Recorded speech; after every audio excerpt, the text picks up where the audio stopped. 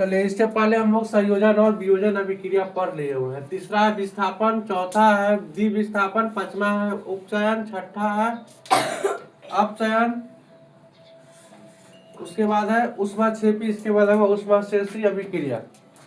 आज हम लोग जितना बोर्ड पढ़े उतना ही पढ़ेंगे। विस्थापन अभिक्रिया के बारे में पढ़िए। विस्थापन मतलब होता कोई इसको विस्थापित करना। वह अभिक्रिया जिसमें अधिक क्रियाशील तत्व कम क्रियाशील तत्व को उसके यौगिक से विस्थापित कर देता है, उसको क्या कहते हैं? विस्थापन अभिक्रिया कहते हैं। जैसे देखो लोहा यहाँ पर अकेले था, ठीक है, यहाँ पर हम आयरन लिख दिए, यहाँ पर भी लोहा हमको लिखना चाहिए, तब समझ में आएगा।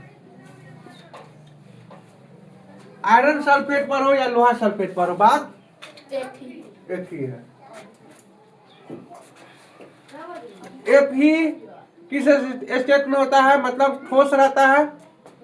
कॉपर सल्फेट हो गया, इक्विलिब्रियम में रहता है। लोहा सल्फेट हो गया, इसको आयरन सल्फेट कहेंगे और कॉपर कहेंगे। तो क्या किया, ये अधिक क्रियाशील को कम क्रियाशील में क्या किया? उसको यौगिक के साथ विस्थापित कर दिया। क्या किया? विस्थापित। जैसे देखो यहाँ लोहा अकेले था, यहाँ पर लोहा किसके साथ आ गया? सल्फेट के साथ। पहले अधिक के साथ था, फिर कम के साथ हो गया। 13 नंबर देखो, द्विविस्थापन अभिक्रिया। इस अभिक्रिया में क्या चीज कर रहा है? उत्पादन का निर्माण दो यौगिक के बीच में आयनों का आदान प्रदान से होता है।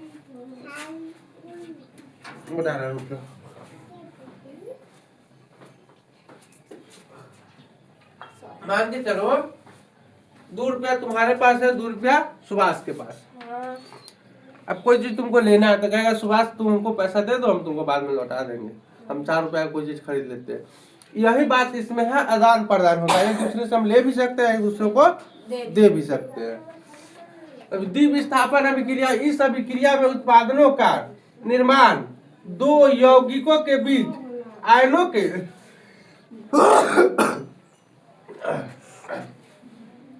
आदान प्रदान से होता है, उसे द्विविस्थापन अभिक्रिया कहते हैं। जो हम अभी बोले हैं वो लाइन हम लिखे नहीं है।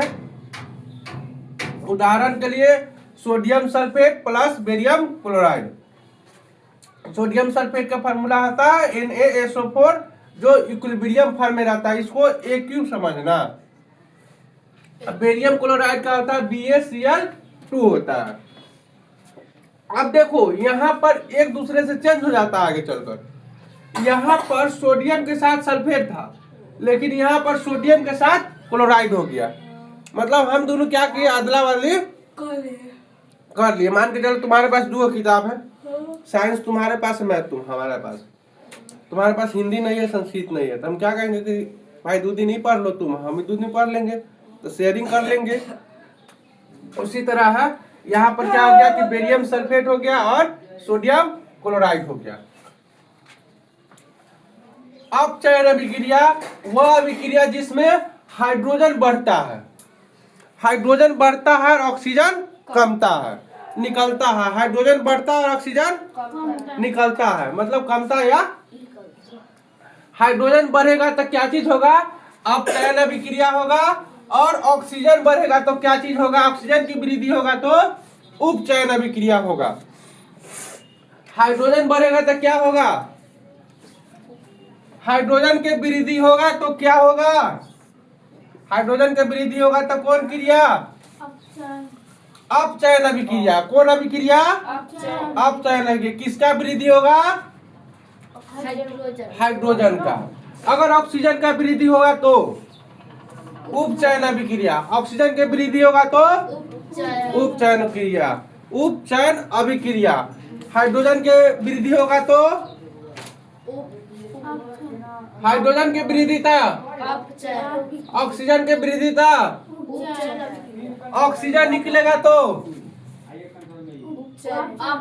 अपचयन अभिक्रिया, हाइड्रोजन निकलेगा तो समझ में आया? ये दोनों समझ में आना चाहिए। देख लो जहां पर हाइड्रोजन का वृद्धि होगा और ऑक्सीजन निकलेगा उसको अपचयन अभिक्रिया कहेंगे। जहां पर ऑक्सीजन के वृद्धि और हाइड्रोजन निकलेगा तो वहां पर क्या चीज कहेंगे, उपचयन अभिक्रिया कहेंगे। उसके बाद है ऊष्माक्षेपी अभिक्रिया। क्या होता है, ऊष्माक्षेपी अभिक्रिया। वह अभिक्रिया जिसमें उत्पादन के साथ ऊष्मा भी उत्सर्जन होता है। ऊष्माक्षेपी के मतलब क्या, हाँ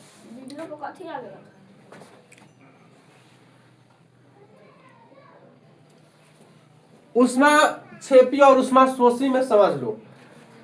मान के चलो ये डस्टर है, ठीक है, बोर्ड है, तो हम इसको